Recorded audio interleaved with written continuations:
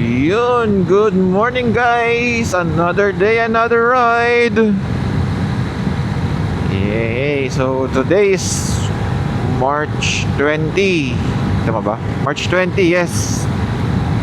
So ang target destination natin ngayon, bundok.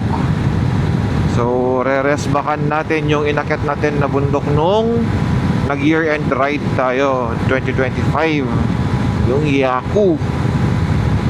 Yan, tatargetin natin siya. Mukhang maganda naman ng panahon ngayon, kaya natin. And then may 2 days leave kasi tayo. Actually 1 day lang kasi Friday then Saturday. Yun, so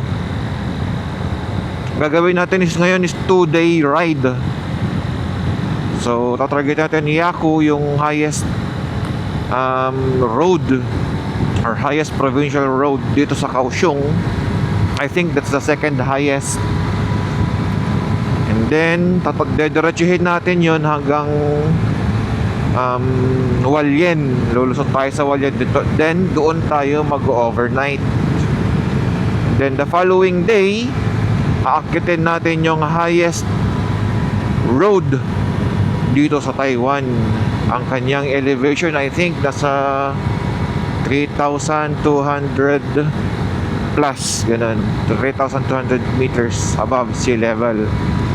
So itong target natin for day 1 is 2,722 meters above sea level. Yan. Actually pinuntahan na natin siya ngayon nung nag-year-end ride tayo. Kaya lang medyo inulan tayo that time, tas ang lamig, super duper lamig. So ngayon maaraw, kaya best chance to akyat that mountain. Yan. And then since weekday, malamang walang masyadong tao sana. So yun, so in 2 hours 80 minutes 2 hours 80 minutes 2 hours 8 minutes, around 83 kilometers nandoon na tayo. Nag-ride out tayo 8:15. Medyo napasarap ng tulog dahil nag-ride tayo kahapon at the same time trekking. Yun yung kasama natin sina Kuya Alan, Mervin, Leon at saka si Ina. Nag-trekking tayo sa mga river bato-bato. Yun. So far na-enjoy naman and na-relax yung ating joints, yung yung ankle, yung mga sa paa, kasi gumanon-ganon yung paa natin. So ang sarap sa pakiramdam, para tayong nagpaspa. Tapos parang yung flexibility ng paa natin ay parang gumanda. So yun. Ay, ganda ng panahon ngayon. Maaraw, pero hindi naman ganun kainit. Kaya perfect day. Nabasa ko lang sa forecast sa may bandang Taitung and Hualien na ambon do occasional rain shower. Pero sana wala. Yun, kasi nung Taiwan loop tayo, if ma-recall nyo, inaabot tayo ng ulan from Taitung hanggang Hualien. Kaya malat. And then nga pala, hindi tayo dadaan sa seaside. Di ba nung nagpa-Hualien tayo, sa seaside tayo dumaan. Talagang binaybay natin yung East Coast. Ngayon nadaan tayo sa gitna ng bundok, kasi yung style papuntang Hualien, from starting sa right side, dagat, bundok, dagat, kalsada, bundok, then kalsada, and then bundok. So dito tayo sa may in between ng dalawang bundok na dadaan. So ang magiging view natin ngayon, walang masyadong dagat. Teka, o nga, walang masyadong dagat, mostly taniman, bundok, yun, and mga Rocky Mountain. I think mayroong mga view na ganun. Yun, so i-enjoy natin ang araw ngayon. Kaya pala tayo nag-leave ng Friday dahil ma-over tayo ng yung ating working hour, kailangan controlled, kaya kailangan nating magbawas na isang araw para ma-maximize natin yung overtime natin sa weekend. Yun yung mga diskarte namin, kasi lugi kapag 8 hours lang yung in-overtime mo sa weekend. Talong-talo yun. Okidoki. Bisuhan ko kayo ulit kapag paakit na tayo ng motok. Medyo kapatagan pa to. Nasa number 27 pa lang tayo. So yun, maya ulit. See you later. Medyo bumagal ang pacing natin, guys. Gusto ko tong overtake tong mga sasakyan, kaya lang may pulis sa unahan. Ano ba yan? Actually malapit-lapit na tayo sa ano eh. Ayan, gumilid tong isa. 52 kilometers na lang eh. Medyo bumilis yung pacing natin kanina. Ayun, mukhang isa na minto tong mga to. Kanina ko pa sila sinusundan eh. Gusto kong overtaken, kaya lang may police. Mahirap overtaken ng police. Sisitain tayo. Sabihin nyo, overspeeding ka. Sabihin sa'yo ng police. Ay, naku po. Pero minsan nagbibigay naman tong police pag gumilid siya. Try nating lusutan. Mahirap overtaken ng pulis.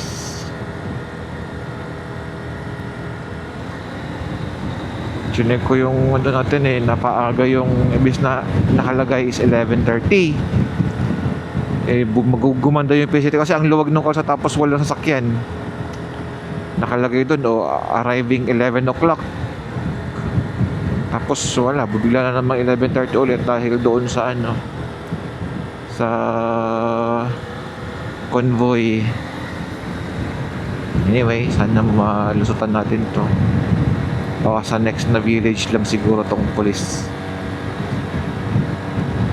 So far bumibilis naman siya ng andar. Okay, hindi pa rin natin siya ma-overtaken, guys. Anyway, update. I think tapos na yung tulay na ginagawa dito. Diba, if ma-recall nyo, nag-off-road tayo ng very very light. Tapos sa left side or sa napapaahon tayo nun, may tulay na ginagawa. So I think ngayon is open na siya. Open na siya. So binyagan natin yung tulay na yon. Malapit-lapit na. Ito yung ano eh, yung tinawid natin noon. Ito is ano naman na siya. Dito na part is sementado na talaga. Pero doon kami talaga dumaan sa baba. Di sa baba niya ito. And then yung tulay, open na. At least mabibinyagan natin. Nung nakaraan, dito tayo sa baba dumaan. Yan tayo sa baba.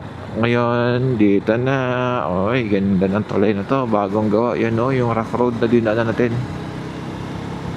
Ganda na. Kahit pa paano.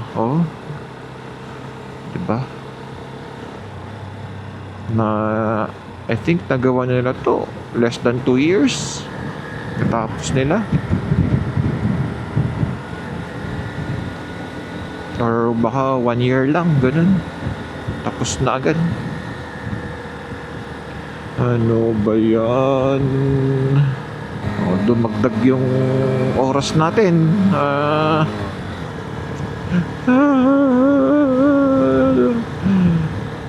Mabagal. Kasi okay na yun, takbuhan na 60. Dito kanina tumatakbo na tayo ng 60, 70. Ngayon mabilis na yung 50. 60, 70 okay na yun eh. Magandang pacing na yun.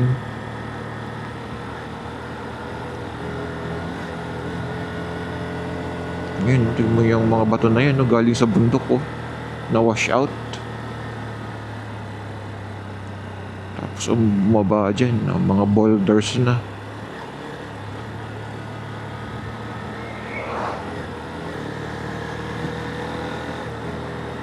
Okay. Iniisip ko kung hihinto ko sa 7-Eleven eh. Kung sakasakali man, hinto lang ako sa 7-Eleven. Hindi na ako magmimerienda, doon ako sa taas magmimerienda. Ano lang siguro, CR break sa 7-Eleven. Pag ganitong may sinusunod pa man din minsan na medyo mabagal, mabilis kang mapagod. Tapos yun nga, nawala na yung rhythm ko. Yung ating momentum kanina, ang ganda. Kasi wala nga tayong sinusundan. Kung meron man, nakakalusot tayo, nakaka-overtake tayo.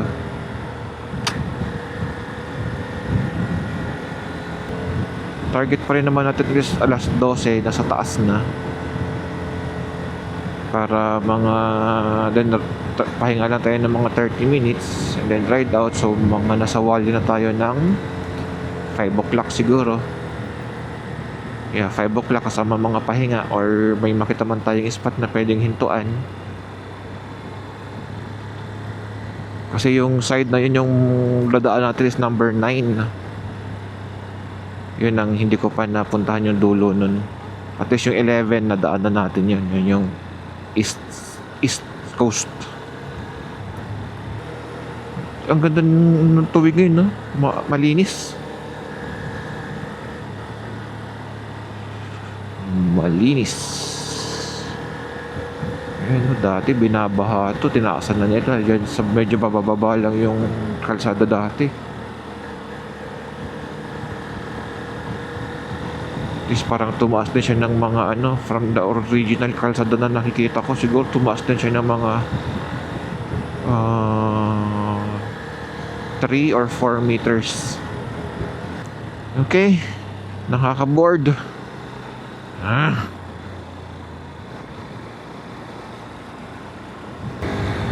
Ayun guys, naka-overtake na rin tayo sa mga... Buti na lang gumilid yung police. Grabe, halos 10 to 15 kilometers din na sobrang bagal. Takbo 40 lang. Anyway, hahabulin natin yung nawala nating oras. Pero safety pa rin. So, ito may rider sa harapan natin. So, imagine nyo guys, pinuntahan natin to noong December. Maulap, mafag, umuulan, basang-basa. Halos wala tayo makita sa daan, 'di ba? Zero visibility. Tapos ngayon, no? 'Di ba? Ang gandang, kumbaga, kahit paano magandang magpabilis kapag ganitong maluwag na. Tapos maaraw pa. So, ganda ng temperature niya ngayon. Saktong-sakto. Ganda ng klima. Tapos hindi siya ganun kalamig. Yung lamig niya katamtaman lang or dahil medyo makapal-kapal tong jacket natin. Pero tinanggal ko naman yung warmer kaya okay lang. No, 'di ba? At least nakikita na natin yung view ngayon. Nung nakaraan halos ulap. Kaya yung year-end ride natin naging epic. Epic ride, epic fail. 'Di ba? At least yung mamaya makikita niyo yung mga view na bundok. Napakaganda.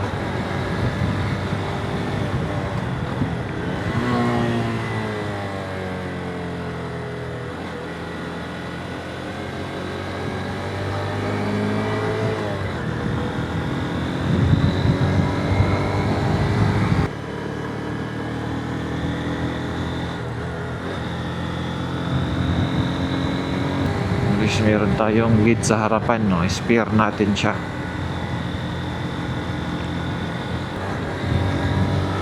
Oh, di ba? Oh, di ba? Ang ganda ng bundok. What a nice.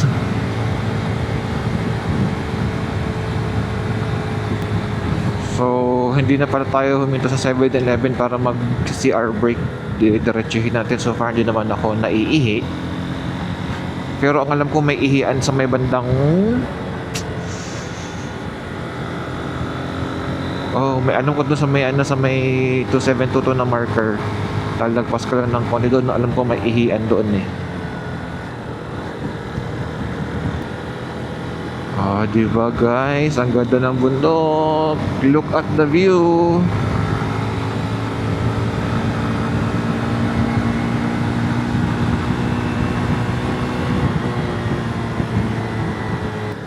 Hindi na natin hinahabol yung yung sea of clouds. Okay lang din naman. Kasi yun nga, baka madulas din yung kalsada. So tama lang tong binabaybay natin na ganitong oras na ganito kagandang view. Diba? Ganda.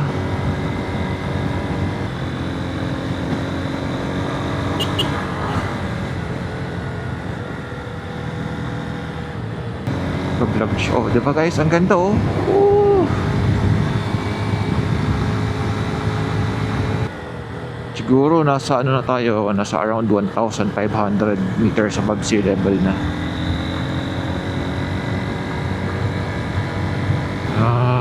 Wow! Ganda ng view. Sumisilip. Diyan tayo nag-stop over na, no? Yung may maple tree, and doon tayo nag-stop over. Okay, 26 kilometers. We're there. Oh, tama, 26 kilometers. Ganda, no? Okay, mamaya ulit. Papakita ko lang guys yung bato na hinati sa gitna. Yan yung bato na hinati sa gitna. Diba? Ito yung hindi natin masyadong naaninag dahil sa kapal ng hamog.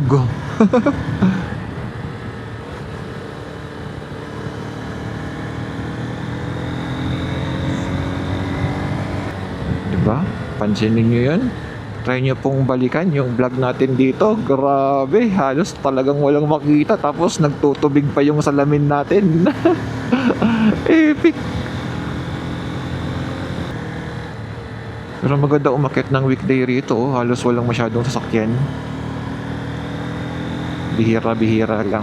Cooper! Yun, sa kabila niyan yung aakitin natin na bundok. So likod-likod pa niyan.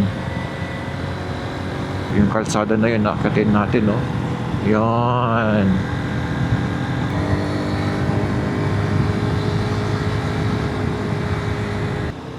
Maliit na falls. O, mahina yung tubig niya ngayon. Dati umaabot yan sa kalsada na mababasa ka talaga. Yan, nakapag CR break na rin pala tayo guys. CR break lang and then ride out. Mga siguro stop over tayo doon mga 2 minutes para mas matagal yung magiging rest natin sa taas. Medyo maginaw medyo, or dahil umihi lang ako kaya maginaw. Oh my gulay, what a nice. I think malapit-lapit na rin. Siguro mga 10 kilometers. Ito, mga 10 kilometers na lang. Wala nang signal yung cellphone ko rito eh. May mga cherry blossom pa rin pala dito. Ayan o, yung mga nakikita nyong pink-pink. Mga isang klase ng variety. Isang variety ng cherry blossom. Diba, ngayon, bundok-bundok, mga yan, mga Rocky Mountain. Tapos maya-maya, pagbaba natin, puro palayan. Ang ganda. Maganda sa may bandang, yan, Pataytong, Walyen. Maganda dyan eh. Mga taniman, mga rice fields, corn fields. Ay, ewan ko lang kung may corn fields. Sibuyas fields, mga ganun. May sasakyan na naman sa harapan. Ano ba yan? Nag-CR break na nga ako para mauna sila. Yun yung susunod kong motor kanina eh. Oops, may magpipicture. Picture. Pipicture sila sa old tree. Pinipilahan. Hello.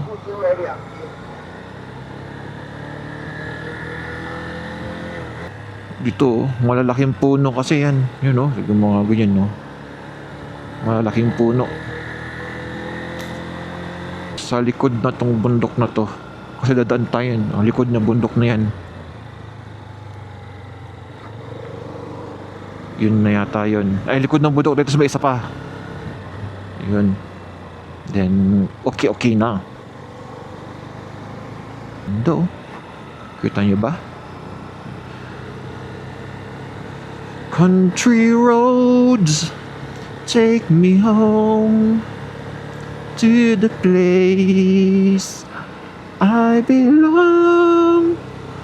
West Virginia, Mountain Mama, take me home. Oh, country road. Oh, diba? Almost heaven. West Virginia, Blue Ridge Mountain, Shenandoah River. Life is so dear, older than the tree. Tama ba? Yeah, pababa na sila oh. Thank you for visiting Yaku. Ayun guys, malapit na tayo for minutes na lang. Actually, andito na rin tayo. One way lang kasi, so may isang tunnel doon. So ano lang muna salitan. So antay lang tayo saglit. Pero yan na yun. Likod na itong bundok na to, yun na yung highest na kalsada. And then boundary na rin yun ng Kaohsiung and Taitung.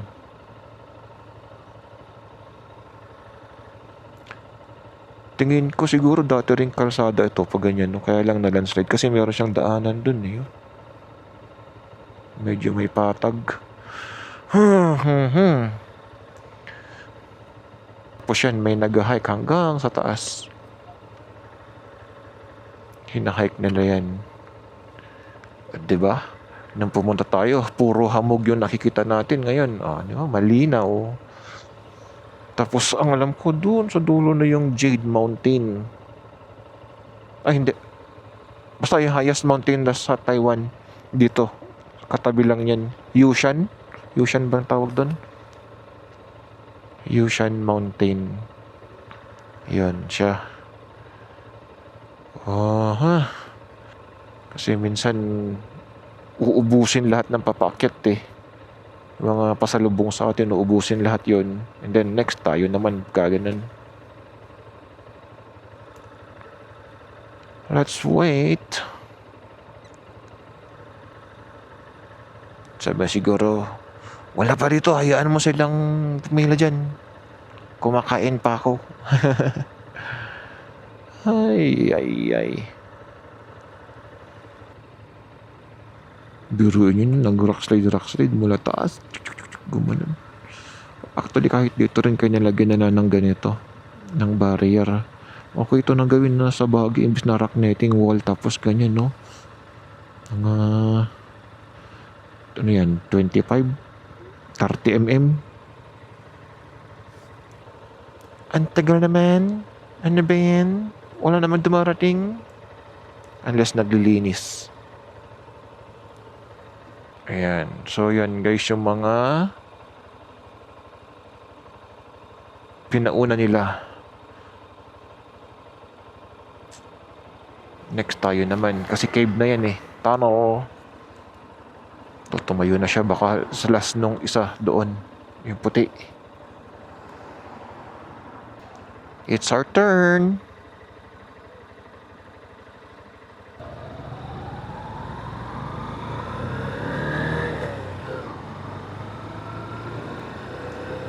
Hey, yoo-hoo! It's our fourth or fifth time here. Ayan, yan, no? Tingin ko dating kalsada yan. Kasi medyo may flat siya eh. Tapos, since natibag na, gawa na lang sila ng tunnel. So, welcome to the highest mountain. Ayan, oh, ganda. Bye-bye, Kaohsiung.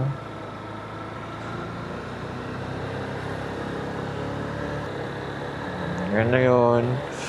Bundok na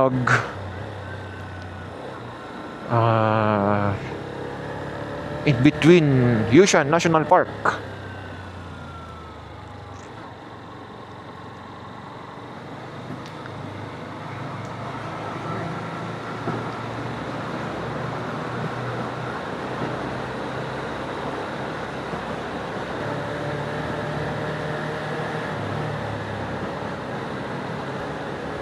Malikabok. Malikabok.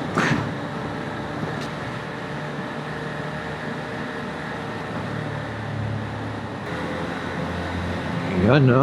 Hello, Taitung. Welcome to Taitung.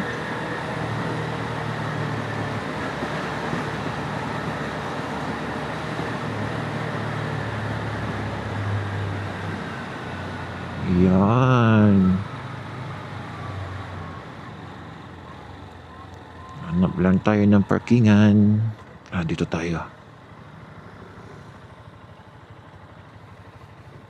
All right. We have made it.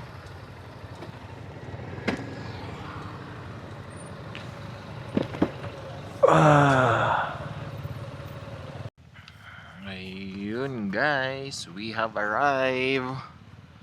So, ito yung marker, yung tunnel.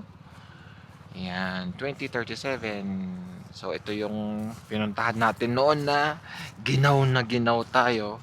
Do ngayon, okay naman kasi may kahit papaano, may clouds, ayan, no?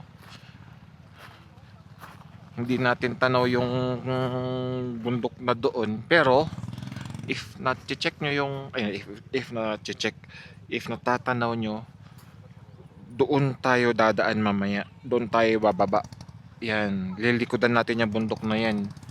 Iikot tayo diyan, pag ganyan, iikotan natin yan. And then, sa likod nun, doon tayo bababa din. Bundok-bundok na naman hanggang pababa ng pababa. Yan, ang view natin dito. O, diba? Kahit pa paano, maganda-ganda. Yan, no? Clouds. Oh, we made it. At least hindi tayo basa na ginaw na nanginginig. Nakaraan, grabe ginawa natin nun. Diba? Ayan, no, gumagalaw. Nagmo-move yung mga clouds. Tignan nyo doon, no, nagmo-move siya. Oh, diba? Yung doon banda, nagalaw sila.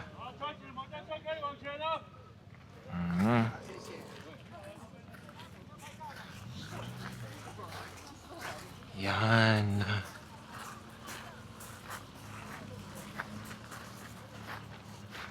Doon, lalakarin. Mumotorin natin yan. Doon. Kahit pa paano, madami-dami din palang tao ngayon, no? Oh. Wow. Ito yung wala tayo makita nung nakaraan. Super hamog na hamog. Yan. Yun, oh. Dadaanan natin yan.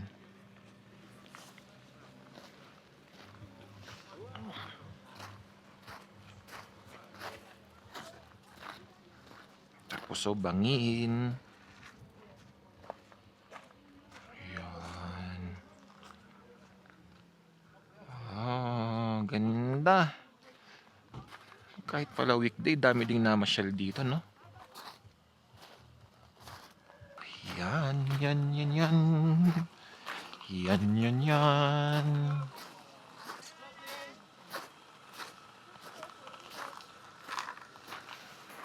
Diba? Hello from here. Hello from Yaku.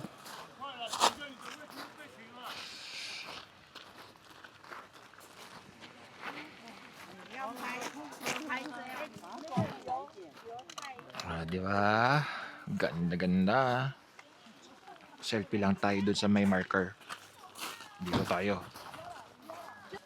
Yon. Oh. Yeah. Okay. Pahinga tayo. 20 minutes. Merienda muna. Diba? Ganda.